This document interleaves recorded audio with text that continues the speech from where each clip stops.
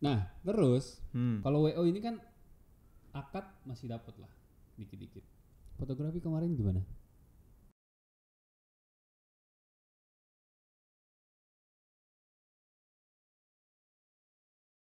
Tapi pun. Iya pun. Waduh.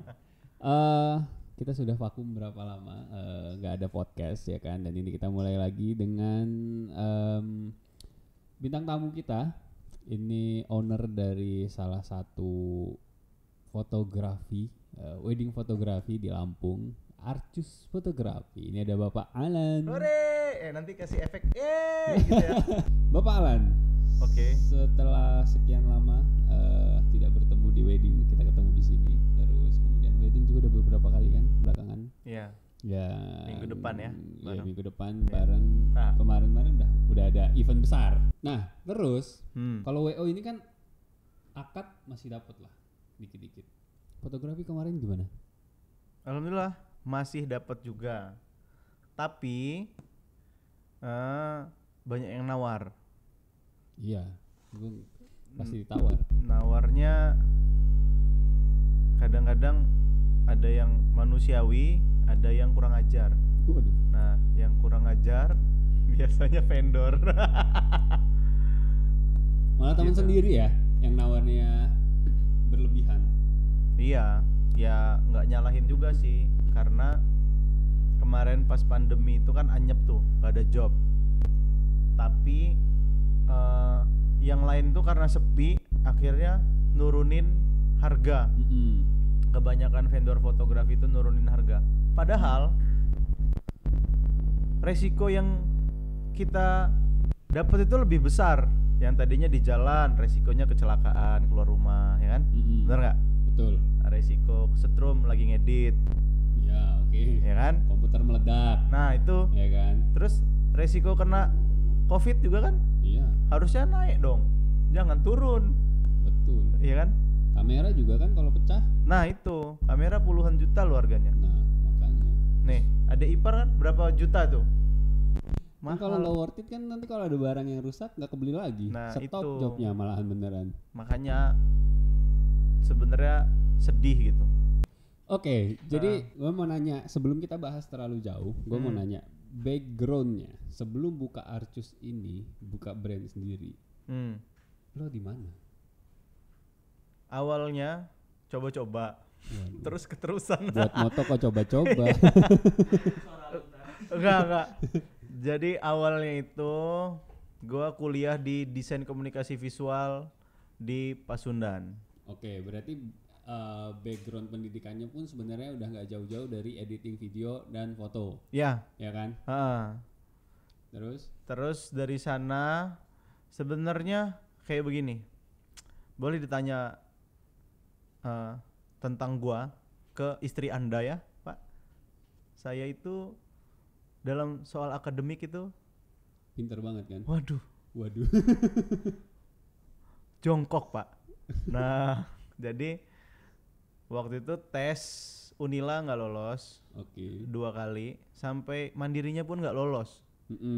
Bayang pun mandirinya nggak lolos. Akhirnya nemenin temen daftar Telkom. Gue lolos dengan asal-asal pilih jurusan tuh gue asal-asal, jujur aja. Tahu-tahu gue kepilih, gue lulus, temen gue enggak. Di Telkom. Di Telkom. Oke. Keren kan? Ya boleh sih. Ya enggak sih sebenarnya. Cuman agak amazed juga. Iya. Dia nggak masuk di sana bisa masuk. Gue terima Telkom D2, ngambil jurusan DKV. Waktu itu gue nggak tahu DKV tuh mau jadi apa. Masuk sana, sampai sana gue stres. Waduh, sampai masuk gak? Enggak. Oh enggak. Gue sampai sana agak kaget karena mata kuliahnya itu dia itu berdasarkan rasa, feel, bukan logika gitu. Kan selama kita sekolah biasa itu kan logika terus yang dipakai, dan itu feel. Dosen gue itu gondrong-gondrong, pakai gesper Gede. tengkorak. Iya, rambutnya ubanan dikuncir, tato-tatoan. Gue berpikir mau jadi apa gue ini dulu. begitu. Sampai gue pengen berhenti dari situ, maksudnya mau cari jurusan lain. Cuman gue berpikir bokap nyokap udah ngeluarin duit banyak ya, kata gue. Kok gue nyerah gitu aja. Termasuk anak yang sayang orang tua ternyata. Ya karena gue bukan sultan, bos. Kalau bokap nyokap gue punya kilang minyak, berhenti gue hari itu juga. Kan dia udah ngeluarin duit banyak, gue ngekos segala macam. Itu setahun awal gue sempet stres. Gue bikin karya gue dilempar dari lantai 2 ke lantai 1 pecah. Karya apa ini, kata dia, kayak sarung. Sedih bener gue. Nah dari situ, cuman pas udah semester 5 gue menikmati, ada mata kuliah fotografi. Gue gak berbakat di basic drawing dan nirmana namanya, ada mata kuliah nirmana yang paling susah. Akhirnya gue dibilang sama dosennya Pak Peri kalau nggak salah namanya. Kata dia, kamu bakat di fotografi. Begitu. Dulu yang punya kamera itu satu kelas itu 60 orang, yang punya kamera cuma 3. Dan itu pinjam-pinjaman. Enggak, gue nggak punya dulu. Gue pinjam terus karyanya gue upload. Dulu Facebook. Dinilai sama Bapak Ferry itu, wah kamu bakat di foto katanya. Padahal gue cuman moto botol figur. Figur salah. Kalau di Bandung itu ada botol Raja Wali. Kayak figur. Sejenis lah ya. Jenis, tapi Raja Wali mereknya. Mungkin piaraan orang tua tuh. Nah, iya juga. Iya benar. Nah, terus katanya gue berbakat. Dari situ gue agak semangat. Oh, kayaknya gue berbakat di fotografi nih. Kayaknya. Tapi pas gue lihat sekarang biasa aja sih. Berarti memang kayaknya. Iya, emang kayaknya. Nggak bakat-bakat amat kan. Mungkin Pak Ferry lagi mood aja ngomongin gue berbakat. Enggak, gue rasa baru bangun tidur. Terus mata masih belum fokus banget gitu Bener. Terus biar eksis aja dia komen di tempat itu kan, kamu bakat nih gitu kan. Bener juga sih. Pas setelah itu mungkin sadar, wah anjir udah ke upload gitu. Semoga Pak Ferry nggak nonton podcast ini ya. Nah terus lama di situ gue D2 lulus Telkom, lanjut ke Pasundan. S1. Terus S1. Selesai dari situ gue PKL di Triuno Fotografi dulu. Awalnya gue disuruh nyokap gue pulang. Kata dia, udah lu pulang. Berapa lama lu PKL? 3 bulan. Lumayan tuh gak bayar kos, kata dia. Udah, alat-alat lu titipin dulu rumah temen lu, kata ya. Terus lu balik. Jadi gue gak bayar uang kos. Jadi gue emang agak ngepres sih, kuliah di luar itu agak ngepres. Gak ada cita-cita. Cuman ya keterimanya di sana gitu. Tanpa sengaja nemenin temen. Ya kan? Sana. Ya udah gue nurut lah, pulang gue ke Lampung, di Triuno gue kuliah. Magang. PKL selesai. Habis itu gue ditelepon sama pegawainya namanya Mbak Ririn. Lan, dipanggil bos, bisa ke studio nggak, kata dia. Udah gue bilang. Terus ya bisa sana. Taunya gue ditawarin kerjaan di Triuno. Ya. Terus kata gue ini kuliah di sana itu gue belajar foto produk. Dan itu pun gue nggak meletek amat karena yang punya kamera tuh sedikit banget. Dulu zamannya 1000D Canon jadul, bisa foto nggak bisa video. Ya Lia. Nah terus udah dari sana kata bosnya, ya nggak apa-apa, kata dia. Kalau skill itu bisa diasah, tapi kalau attitude itu bawaan lahir. Berarti attitude gue bagus ya. Iya lumayan lah. Memuji diri sendiri. Ya kayak gitu. Akhirnya gue kerja, begitu lulus pulang ke Lampung langsung kerja di situ. Ya alhamdulillah nggak sempat jadi pengangguran. Iya, alhamdulillah. Ya, terima kasih Ko Ardan. Jadi di Triuno jadi admin atau fotografernya? Awalnya editor, terus diajak moto yang tadinya masih sembunyi-sembunyi. Mental kan di depan orang rame kan belum tentu ya. Dulu gue masih takut gitu, ngelewatin orang kalau di depan itu masih takut gitu. Sampai gue dimarahin, ngapain di situ? Sini, gitu dia. Gitu Ko Ardan tuh dulu. Jadi ngedidiknya bagus lah. Nah terus akhirnya lama-lama ikut prewed, terus nyupirin juga kadang-kadang. kemana-kemana. Terus nyiapin alat.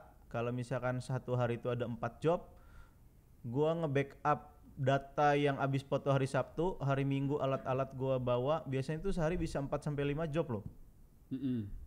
Terus gua yang ngecasin, subuh-subuh gua udah kasih ke kru-kru gitu. Alat-alatnya itu semua. Alat-alatnya. Sekaligus data-data yang dibutuhkan. Yoi. Dulu ya Triuno itu vendor besar lah, alatnya canggih-canggih, bagus-bagus. Sampai sekarang pun fotoannya masih bagus. Ya karena dia kan apa namanya vendor senior lah, udah lama juga. Ya, dan dia juga ternyata kuliahnya jurusannya sama kayak gua, DKV. Jadi gua sama bos itu ngobrolnya itu nyambung. Ya karena memang mungkin nggak banyak juga yang basicnya memang dari kuliahnya udah menjurus ke dunia fotografi dan editing kan. Di sini bisa dihitung jari lah. Yoi, DKV aja ada nggak sih? Ya enggak, gua nggak tahu lah, ini kan dunia lu. Oh iya. Nah, terus ya udah gua kerja di sana selama 2 tahun. Nah, habis itu langsung buka sendiri. Enggak. Gua nggak pernah ada niatan awalnya buka vendor. Karena bokap gua backgroundnya, bokap nyokap itu PNS. Jadi gue disuruh jadi PNS. Ya standar orang sini lah. Jadi PNS. Ya udah, akhirnya gua daftar PNS. Nggak pinter, cuman mau nyenangin orang tua aja. Ikut tes di Jakarta dulu, di LIPI namanya. Ikut tes sampai akhirnya di tes terakhir. Tes terakhir itu gua memutuskan untuk resign dari Triuno. Karena gua mau fokus tes. Bayangin gua nggak belajar loh, ini kayaknya doa orang tua juga ya, gua sampai tes terakhir itu nggak ngerti, gua yang daftar rame gitu. Terus gue sampai tes terakhir, gue itu nggak yakin di psikotes segala macam kan, gue nggak berpengalaman soal kayak begitu. Tahu-tahu gue sampai tes terakhir, akhirnya gue resign. Gue emang udah berpikir dalam hati, kalau misalkan gue terima PNS, gue berkarir lah jadi PNS. Tapi kalau misalkan gue nggak terima, yang gue bisa cuman foto untuk saat ini, gue beliin kamera, nggak terima dong. Ya makanya jadi tukang foto. Fotografer pak, kalau tukang itu kan keliling-keliling. Foto jadi 5.000 depan gitu. Jadi fotografer. Nah dari situlah gua pokoknya ya banyak pengalaman, terus banyak ilmu dari Ko Ardan Triuno, itulah yang ngajarin gua selama ini gitu. Terus bentuk Arcus bentuk brand vendor foto sendiri ini setelah nggak lulus dari CPNS.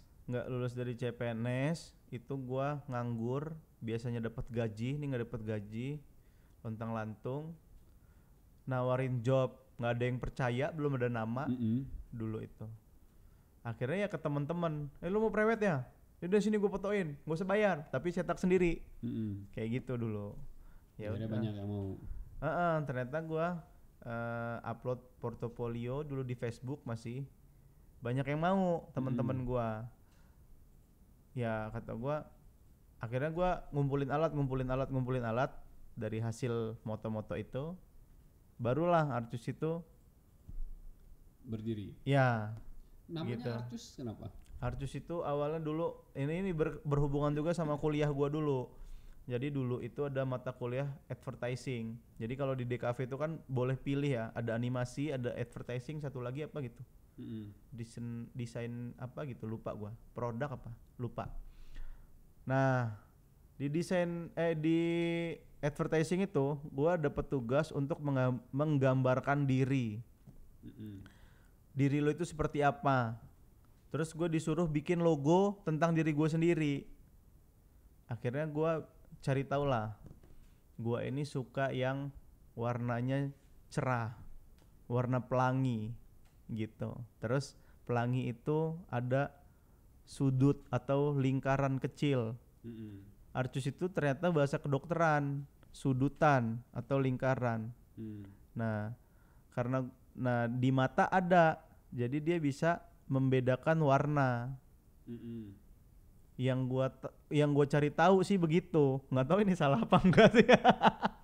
Yang gua cari tahu sih begitu. Akhirnya gue buatlah logo itu Arcus. Mm-mm. Ya dari situ, dari kuliah. Dari Hmm. kuliah advertising itu gue dapet nama Arcus itu.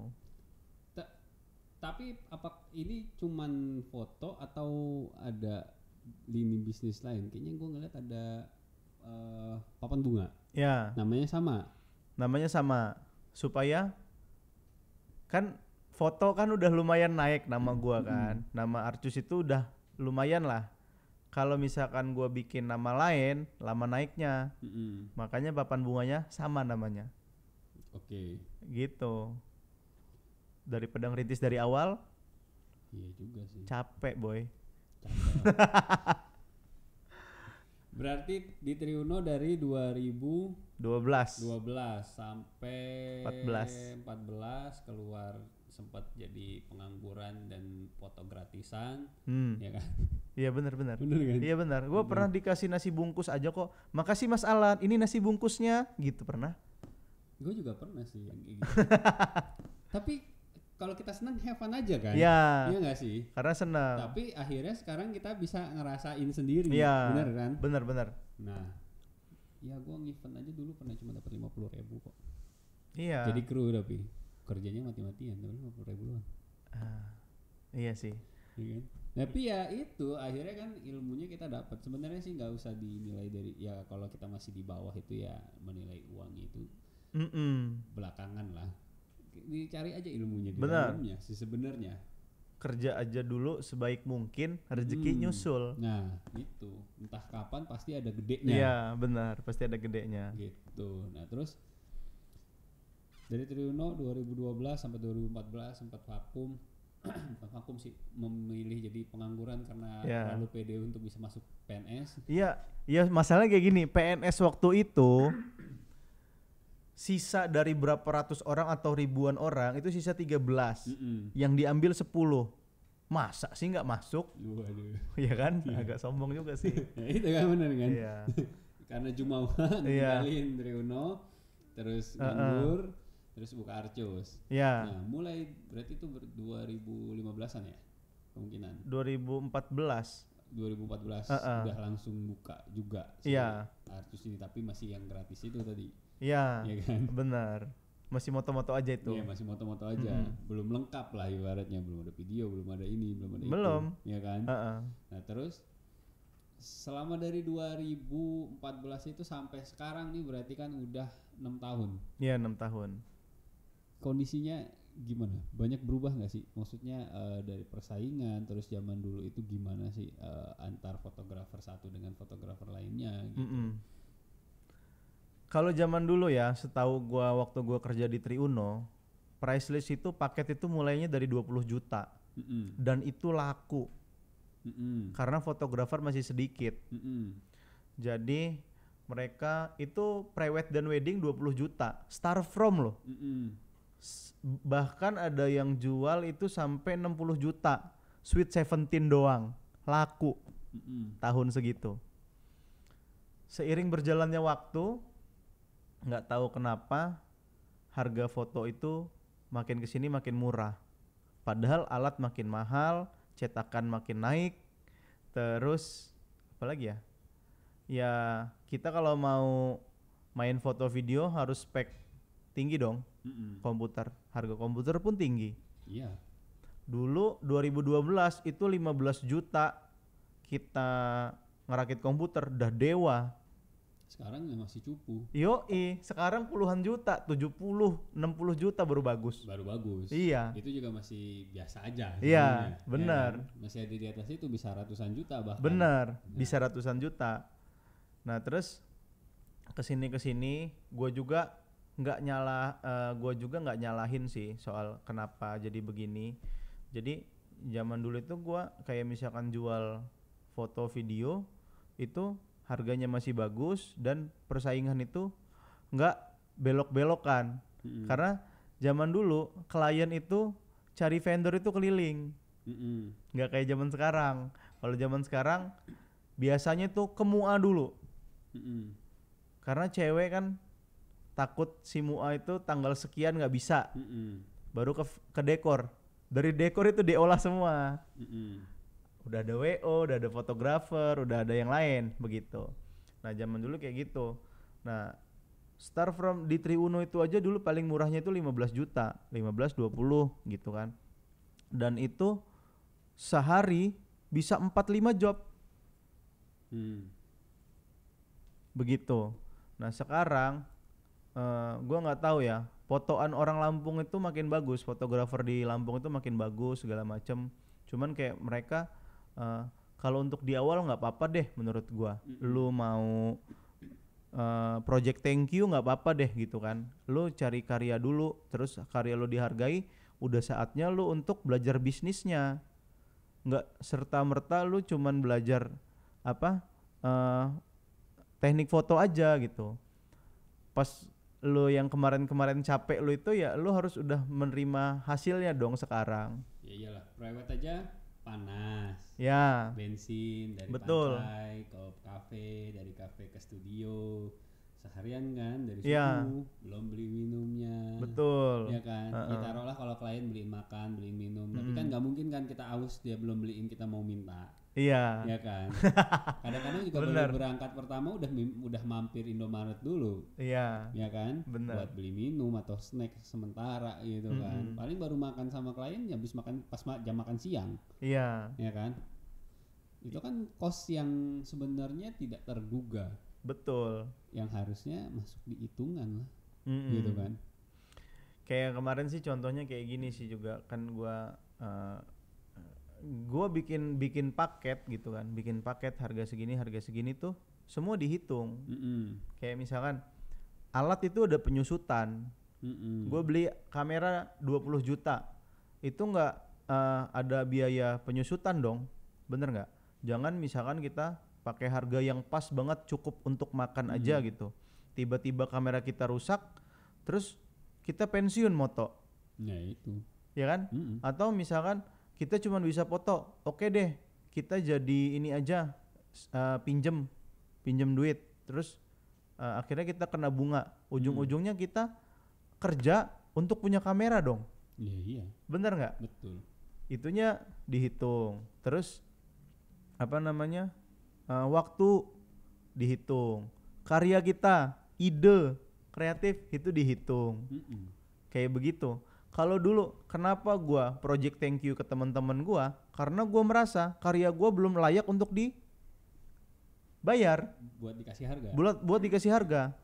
Jadi begini, mereka mau nikah, kalau percaya sama gua ya sudah gua fotoin dengan hasil yang sudah ada gitu.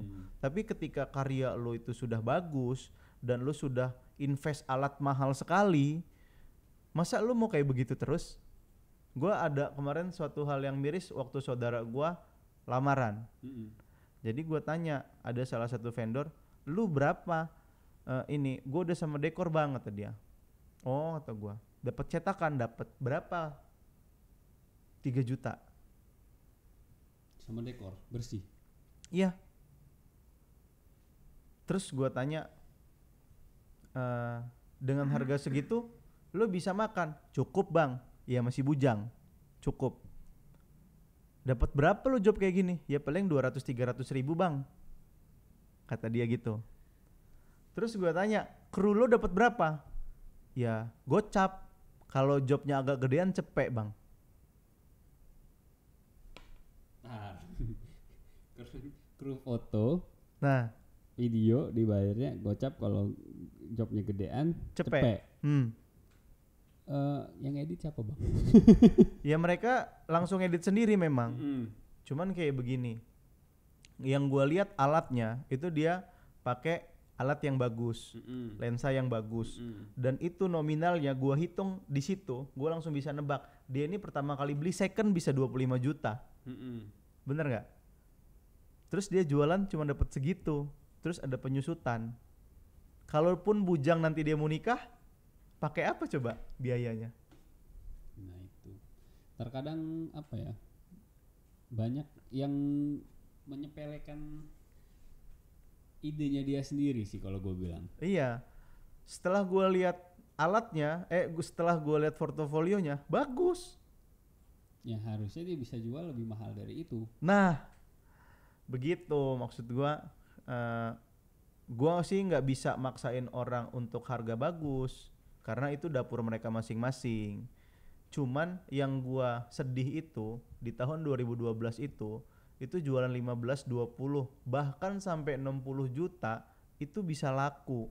Kok kesini malah turun? Kalau mungkin gini ya, apa namanya? Kan kalau gua lihat sih selling skill. Iya. Banyak orang dia bisa moto, dia bisa ngedit, terus dia gue udah bisa nih gitu kan. Gue buka deh brandnya. Terus dia tahu zaman dulu harganya sekian. Terus dia tahu biaya produksi sekian, cetaknya sekian, ini sekian. Oh bisa nih gue press nih, tapi gue masih dapat sekian, ya kan. Cuman dia ini mau jual harga agak tinggi, sebenarnya skillnya dia itu bisa, tapi selling skillnya dia untuk dia jualan itu, dianya nggak ngerti, betul, gitu, ngejelasinnya segala macam. Karena gini, jujur banyak sih ya, kayak klien yang datang nanya, maunya gimana mas, harga berapa dan sebagainya. Terus gue jelasin, gue ngejelasin itu nggak langsung masuk ke harga dong. Dia nanya, mas ininya berapa, krunya apa aja yang disiapin, terus krunya standby jam berapa, ini. Ya gue jelasin dari job desk per job desk. Job desk yang ini orangnya sekian tante, dan dia hanya ngerjain ini aja. Job desk yang ini dia sekian tante, orangnya dia cuma ngerjain ini aja, yang ini sampai dia terbentuk satu tim dengan jumlah sekian orang. Terus kemudian setelah itu dapatnya apa aja, apa namanya, servis di luar itu ya ada yang lainnya gitu kan. Namanya kan jasa kan, nggak mungkin dong kita nggak ada services lain gitu kan. Jasa itu kan nggak terikat dengan satu apa namanya, tidak terikat dengan lo harus gini doang, lo harus gitu doang, enggak kan. Itu kan tetap ada modifikasi lah di lapangan gitu loh. Betul. Ya sebenarnya cara itu pendekatannya, selling skillnya gitu loh. Bagaimana kita mengerti apa yang kita jual. Ya, betul. Memahami produk gitu. Ya lu juga kan Arcus apa aja sih yang didapat? Ya kalau foto mah kurang lebih mah sama kan. Iya. Hardcovernya satu, dapat video liputan atau dapat sinematik, foto cetaknya sekian, foto besarnya sekian. Ya hampir semua fotografer kayak gitu kan. Tinggal kembali lagi apa yang menjadikan ciri khas di situ yang bisa dijual, ya kan. Termasuk juga admin itu ya harus responsif sih kalau ini. Ya kalau pribadi gua sebenarnya gua nggak masalah gitu, tapi sekarang terbuktinya begini, banyak fotografer atau videografer yang banting setir, nggak kerja di situ lagi karena mereka susah untuk beli alat. Ya itu kan tidak memperhitungkan. Kayak yang lo bilang ada penyusutan harga, penyusutan alat. Ya penyusutan alat itu kan juga termasuk kalau lo jual harganya berkurangnya jauh. Iya, berkurangnya ya kan? jauh. Dan hampir setiap 2-3 bulan dengan merek yang lo pakai ini ada upgrade.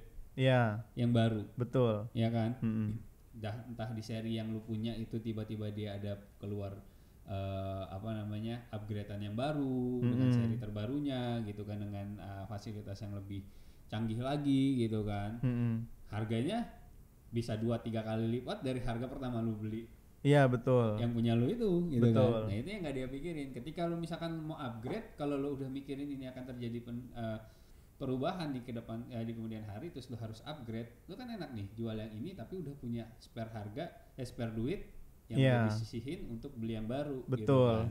Ya kalau misalkan nunggu ini rusak, duitnya nggak ada, ya kagak kebeli yang baru. Ya stop. Harusnya berpikir seperti itu. Termasuk pandemi ini juga. Ya kan. Kalau misalkan sebelum pandemi harga udah bagus, punya tabungan. Betul. Nggak moto juga nih di kamera, tidur di kamar.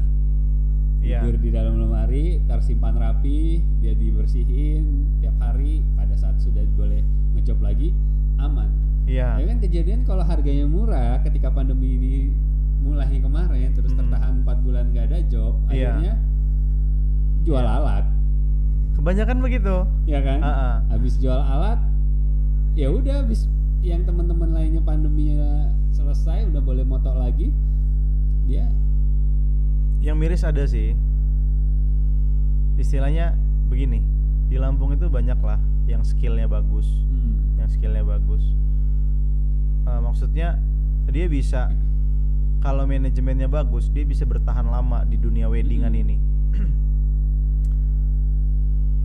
Jadi ngojek dong. Ada yang kayak gitu? Nah kan jauh kan. Jadi kan itu ada kesenjangan pendapatan akhirnya. Iya. Dari yang dia misalkan moto dia bisa dapat seminggu 6 juta Yoi. minimal, ya kan? Ketika dia ngojek Iya. nggak nyampe segitu seminggu juga, kadang pusing. Nah itu. Ibaratnya kan gitu kan. Ya kembali lagi sih. Maksudnya kemarin tuh temen tuh ada tuh yang bikin kayak apa sih namanya, seminar. Tapi di apa sih namanya, Bandar Jaya. Itu Linea dan For People. Itu bagus. Menurut gua fotografer itu harus ikut seminar itu karena bukan diajarin hanya teknik foto, tapi diajarin juga cara bisnisnya gimana.